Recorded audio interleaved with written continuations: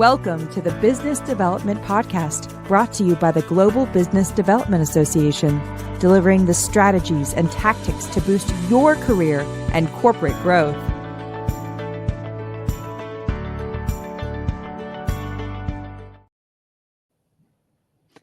Hello, BD Pros, and welcome to the Global Business Development Association podcast called What is Business Development? You know, referrals have the highest conversion rate out of any business development tactics. And sometimes it can be higher than 50% conversion rate on referrals, especially those high quality referrals.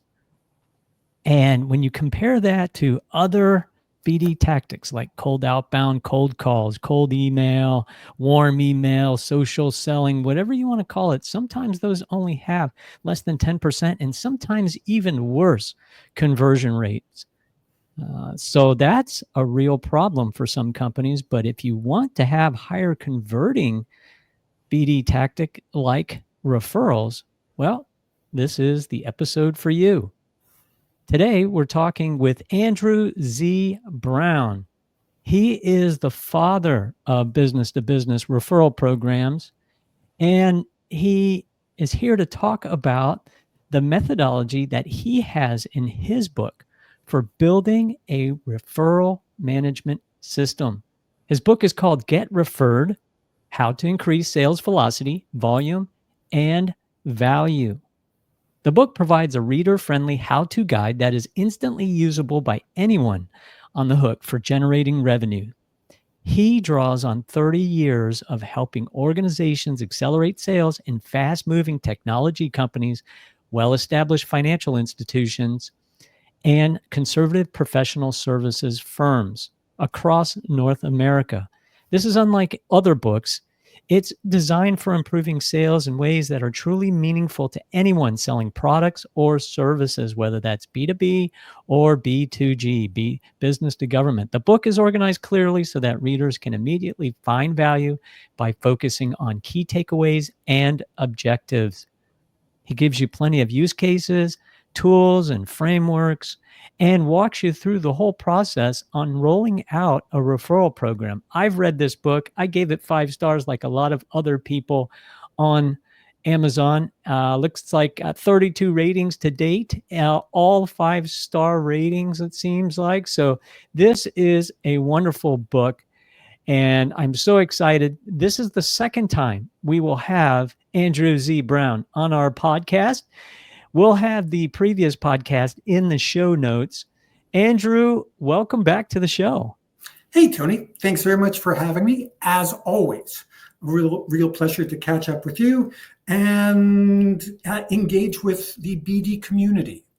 Well, thank you, Andrew. And, tell us, why is it so important to have a referral system, a referral management system like the one that you talk about in your book?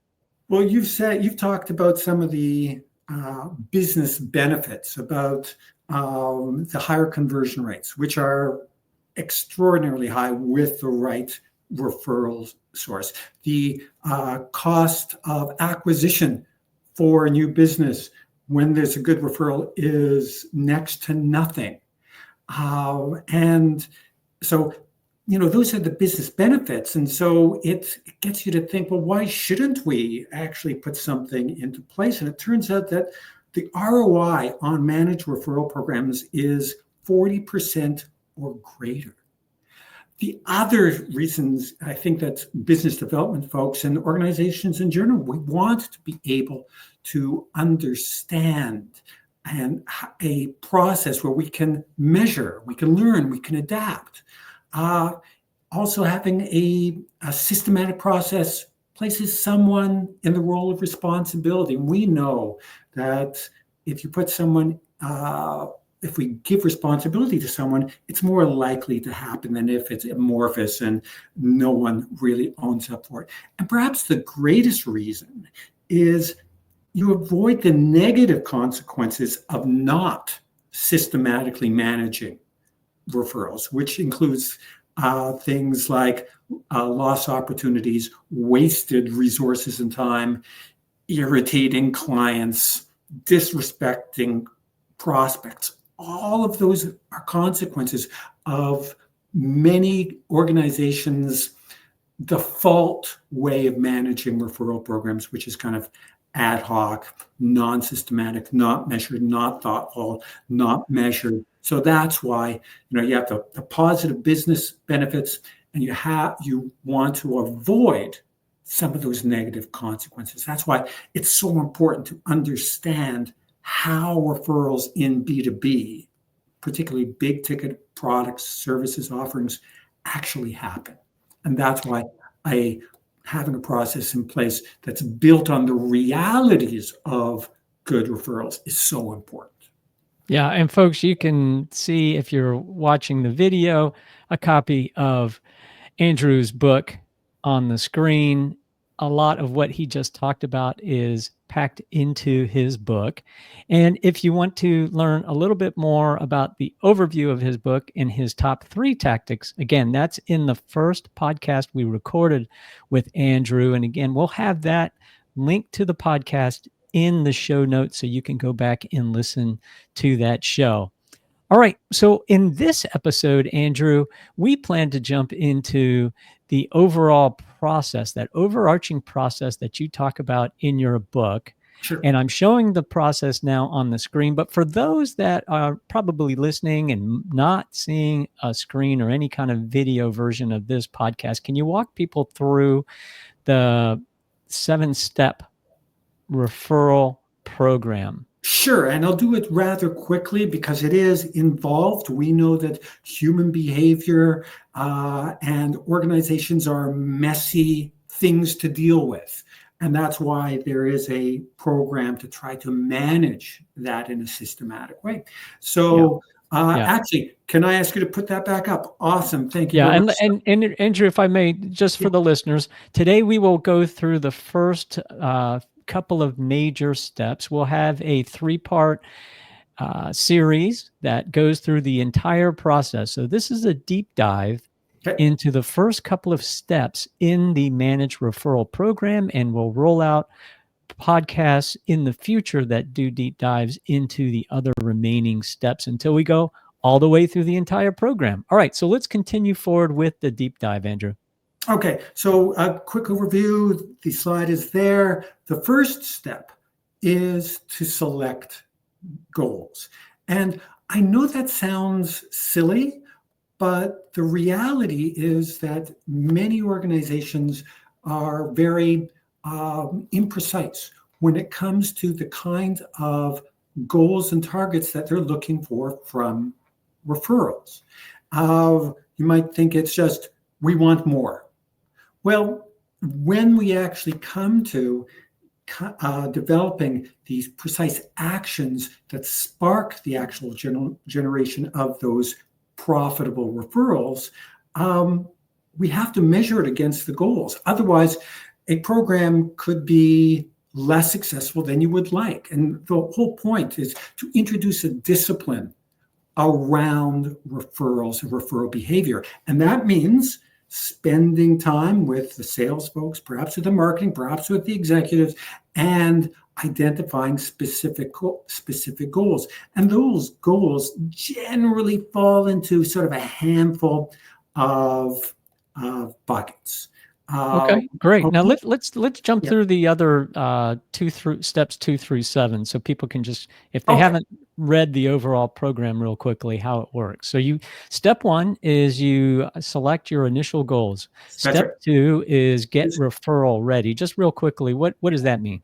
So everyone believes that their organization, their process is deserving of referrals. But the truth of the matter is that's not the case. So organizations have to be able to quantify their reputation, address capacity, and reinforce the value of referrals within the organization. That's step 2. That's getting referral ready. Okay. And then what about step 3? And step 3 is evaluating referral sources. As business development, sales, as marketing folks, we're accustomed very much to coming up with profiles, ideal client profiles, for example. But we don't apply that same methodology, that discipline towards referral sources. And so that's the third step, because a good referral source can be awesome and can bring you exactly what you want. And a bad referral source can do some of those other things that I mentioned earlier. They can misrepresent an organization, bring you crappy business, and you feel obligated to take it anyway. So we want to be able to evaluate referral sources in a systematic and respectful and legitimate way, so that we can have an army of folks who know how to engage with the kinds of organizations and people that we want them to bring us. Okay, great. And then I'll just quickly go through the remaining steps here, because we will deep dive steps 1 through 3. But step 4, once you have that army of referral sources identified, then step 4 is you arm them with the referral sources. So, that's what you want to arm them with, the content so that they're well advised on your solution, the value you bring to the table. Step 5 is you activate the referral sources. This is where you engage them and they start, bringing in referrals to you. Step 6 is measuring the results. And then finally, step 7 is you hone the program. You modify the program. You enhance the program based on the data that you're receiving. Okay, well, that was a great overview, Andrew. Let's jump into these steps 1 through 3. We can talk through them in sequence, or we can talk through them all at once, whatever you prefer. But again, let's talk through step 1 to 3. And again, step 1 was select your initial goals. Step 2 is get referral ready. And step 3 is evaluate your referral system. So going to step 1, when you're talking about these initial goals, you're essentially talking about KPIs, key performance indicators for your referral program, right? What specifically, what type of KPIs should somebody be thinking about? Well, before getting to the KPIs, because KPIs, again, cascade down from goals. Okay. So there are a number of different types of goals, particularly when an organization has said, you know what, we want to have this program in place. And so process goals, for example, like we don't want to spend more than X amount of time engaging with referrals, right? That would be a process goal. And that's very, very common, because if it's a brand new program, people are already out going direct and they're meeting with people. And so they've got time allocated to other things. So they may have very specific process goals. There may also be skills development goals. So, and you can drill these down to KPIs, like, you know what, we want to increase the active listening skills of X number of our BD folks, or increase the account management skills of X number of our BD folks. So it could be a skill development goal. It could be a risk reduction. What about just generating revenue? Isn't that like the goal, right? I mean, we want to generate leads that generate revenue, right? Exactly. Okay. And so that when we start to unpack the goals that are revenue goals, and I always recommend be as precise as you can. You're going to go through an iterative process in setting those goals, because after we actually finish step 3, where we've evaluated and chosen referral sources, we're going to take a look at those folks and we're going to say, you know what, maybe our goals are too ambitious, or maybe the goals aren't right because of the opportunities that the referral sources we believe we can help them bring us. So should they just start with a generic goal and say, okay, we want to generate revenue? Or should they say, we want to boost revenue by 30%?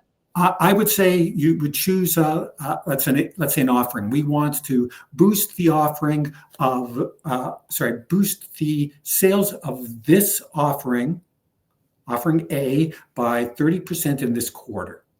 Oh, so you're actually saying pick one specific product or solution. That's right.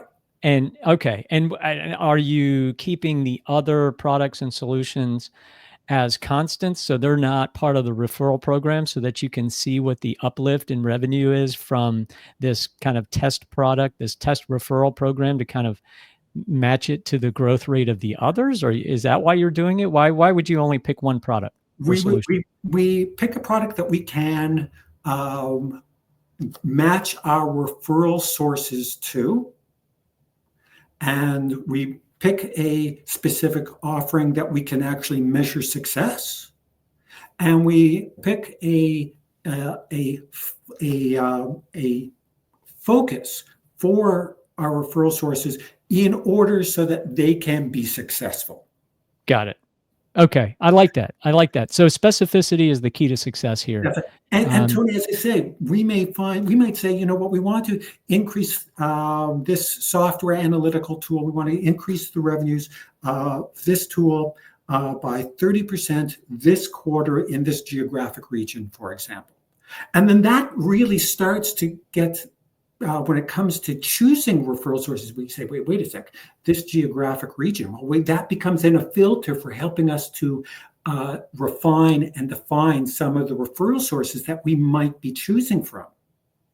Okay. I like that. Yeah. And so, okay. And so this is kind of an evolutionary thing. It's good to start with some ambitious goals, right? Yeah. That's fine. But you will refine those ambitious goals once you start to dig into the details of your program, and then you'll really start to determine the viability of achieving those goals. So I like that. All right. Keep it simple. I'll jump on to, I just want to say, at the end of stage 3, again, once we've chosen our army, and usually it's just a handful, it's 3, 4, 5 people who we've chosen to be our referral sources. Once we've chosen them, we revisit the goals. And we say, are those realistic? Because we don't want to set up those referral sources for failure. We want to set them up for success.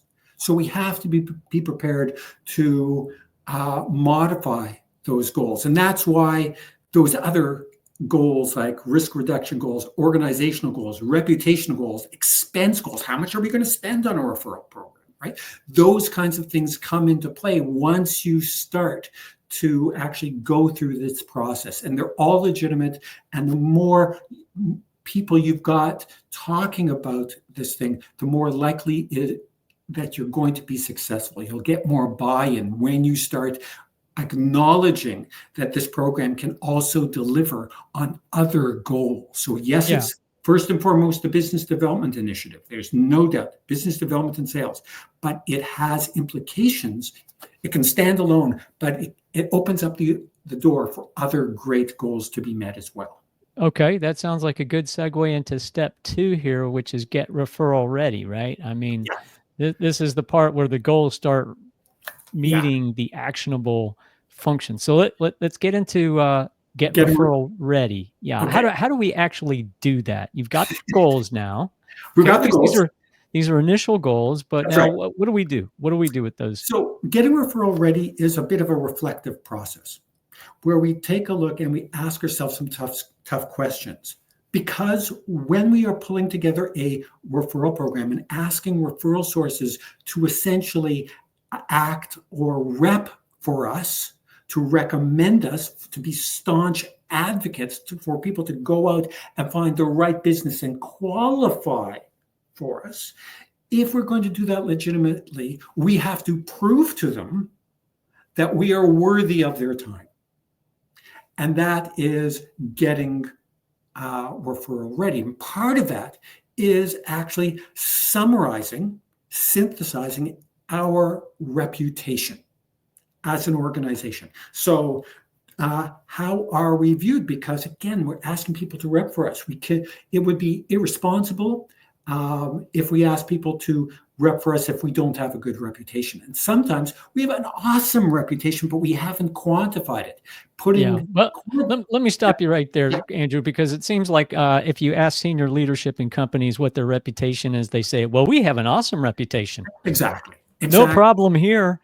Let's implement this referral program. But I think what you're saying too is, that's nice. That's nice, boss. But let's look at the real numbers here. That's right. Here are the customer satisfaction scores from the product we intend to launch.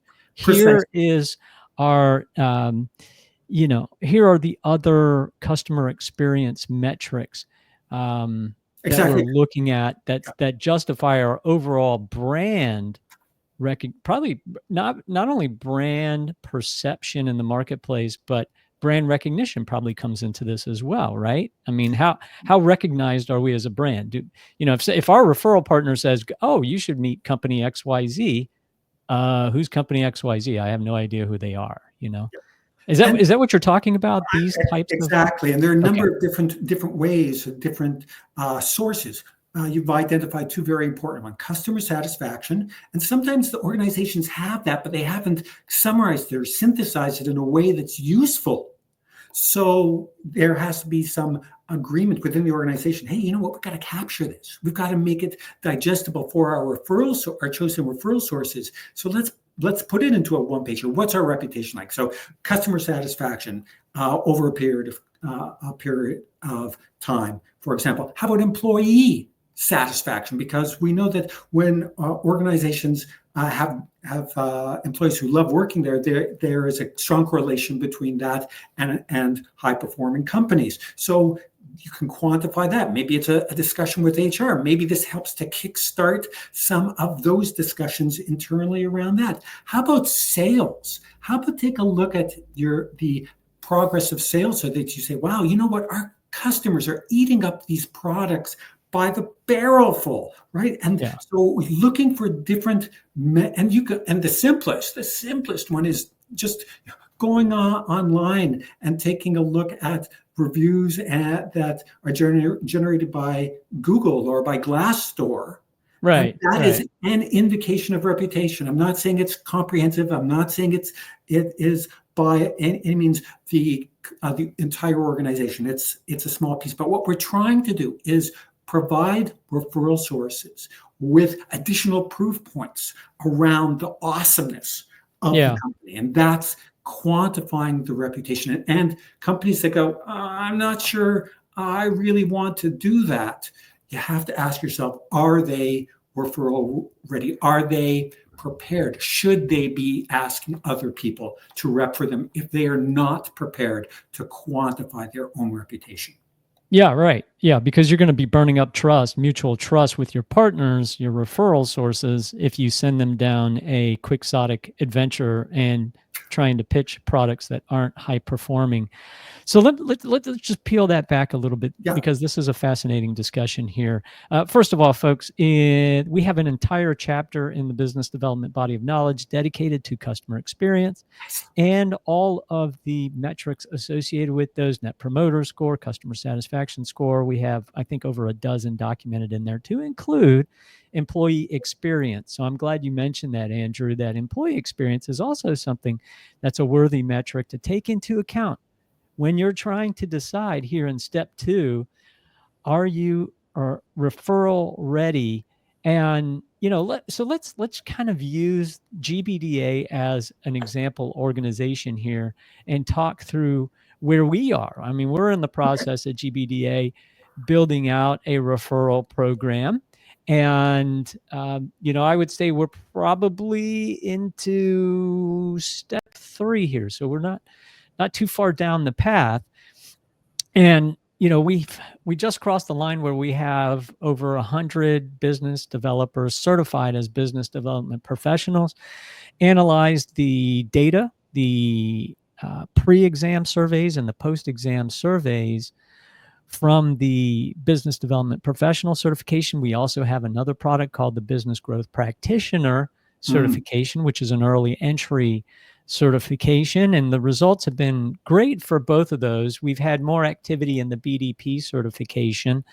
Right. And, I'm building relationships with partner organizations like other business development entities, whether those are consulting firms or business development associations. We just signed an agreement with BDASA, which is the Business Development Association of South Africa, for example. Wow. Congrats. And we also have a built-in referral program with our business development professionals. So as soon as they finish their certification as BDPs, they can become referral partners for us. It's an automated system where If they provide a referral to a fellow colleague, which a lot of our 100 BDP certified folks have come through word of mouth, if they provide their referral code to their colleague, family, friend, whatever the case might be, we have a revenue share agreement with our BDP certified members. So, okay, and obviously the goal for us is grow the membership, grow completions of BDB certified folks that are out there. So those are our goals. Those are the types of, referral readiness things we've looked at, because the customer satisfaction scores are fantastic. For those that have postgraduate degrees with over a dozen years of experience, we're talking 10 out of 10 customer satisfaction, net promoter score, 5 out of 5 on the business development body of knowledge. So we have some great data now. So what you're saying, Andrew, is now that I have that data that kind of proves that, yeah, we have some solid credibility, we have some solid feedback, over 100, that's a pretty solid sample size, that we can use that to provide the ammo, if you will, the referenceable credibility to Badasa, our other partner organizations, to our BDP certified members. We can use those as assets, referral assets, right? And so that's exactly that's the assessment. That's exactly. I mean, that's when it comes to step 4, when we're talking about arming your referral sources, your chosen referral sources, that kind of proof point helps make their lives easier, and it actually builds greater trust because you've got these quantified sources of proof, evidence that you've got an exceptional reputation. We know how important trust is when it comes to making referrals. And there are generally 2 kinds of trust, right? There's cognitive trust, where, you know what, that's the thinking part. Yes, I believe these people are credible, and I believe they know what they're doing. And then we have the affective or emotional trust. It's that gut feel. Oh, you know what, Tony and his folks are awesome.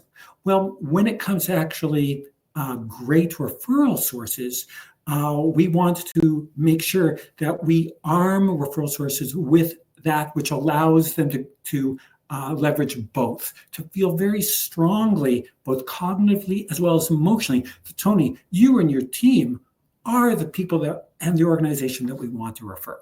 Wow, that's a mic drop moment right there, Andrew Z. Brown. I love what you just said, because you are quoting chapter and verse from the business development body of knowledge.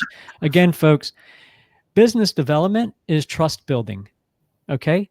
The definition of business development is customer and community advocacy that creates corporate growth. Now, at face value, that makes sense, but it's also a double entendre. It not only means that you advocate for your prospects and clients so that they can grow, and you build trust with them to achieve that, but in turn, when you make them a success, when you help them grow, they become your strongest advocates, and they advocate for you within the community. And that's what we're talking about here today, is building the network, the community of trusted partners, whether they're your clients, whether they're third parties, and bringing them together in one solid referral management program. And we've talked about today steps 1 and 2. Step 1 was select your initial goals. Step 2 was get referral ready. Now, folks, if you want to read about the entire program, again, you can get a copy of Andrew's book. It's available on Amazon. It's called Get Referred: How to Increase Sales Velocity, Volume, and Value. 5-star rated with 32 ratings on Amazon. It's a great book. I've read it. I really enjoy it. Please grab a copy. And folks, like I said, this is a multi-step process of podcasts, and we will proceed with steps 3 and 4 in the next episode. And I know I can't wait to dig deeper into steps 3 and 4. Andrew Z. Brown, welcome. All of your insights are just so fantastic. Every time I talk to you, I come away not only informed, but just emotionally charged and excited about referral management. You have such a great disposition. It's hard to talk to you and feel down. You are just a fantastic source of motivation. How can folks read and connect with you, follow your work, and follow your magic, Andrew? The easiest way is connect. By all means, everyone within the community. Thank you, Tony. It's always a pleasure with you. I get energized after I speak with you.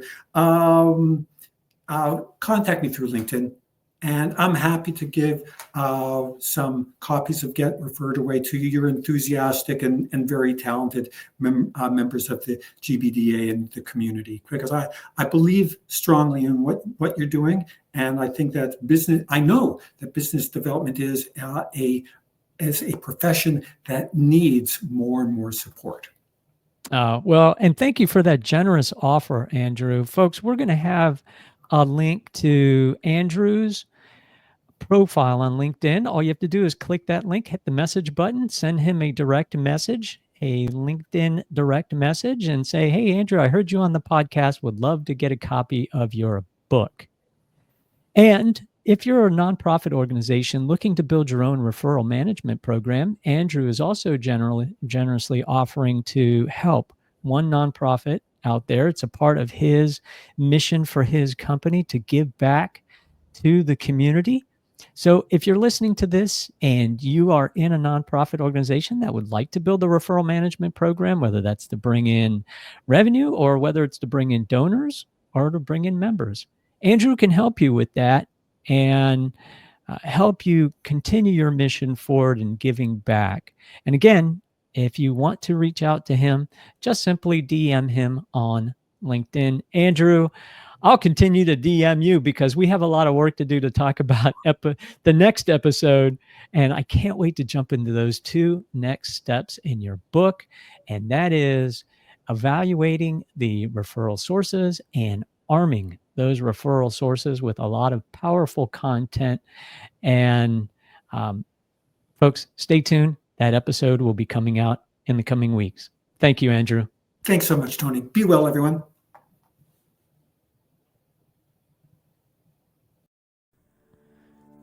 Thank you for listening to the Business Development Podcast.